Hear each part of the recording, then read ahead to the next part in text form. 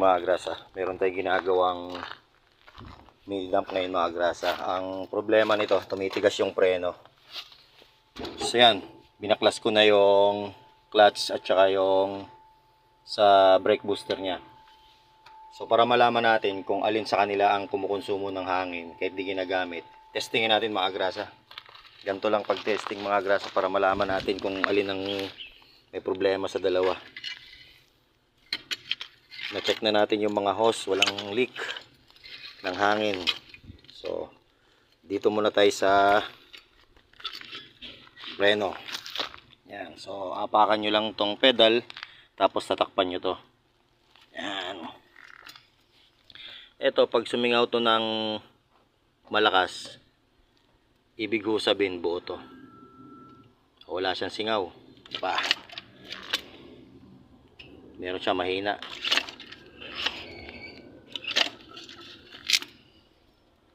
Meron siya mahina. So ibig sabihin yan mga grasa, may punit yung loob niyan. May goma sa loob yan eh. May punit yung loob niyan.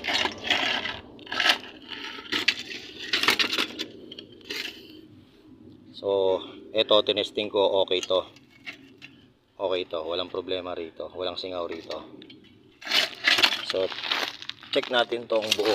Kung paano bang to buo to. Takpan natin ha. Pakinggan nyo. Yan o, lakas. Ito yung buo. Lakas ng hangin, di ba? So, ito ang may problema mga grasa. Itong brake booster nya. So, mahal din to mga grasa, no? Nasa 4,000 to hanggang 6,000. Depende sa brand. Pero imitation lang yun. Replacement. Pero tumatagal naman siya pag replacement. Mahal po ang Japan surplus nito mga grasa. So yan lang po mga grasa. Salamat. Ito, titestingin natin yung buo. Bago na to, nakakabit.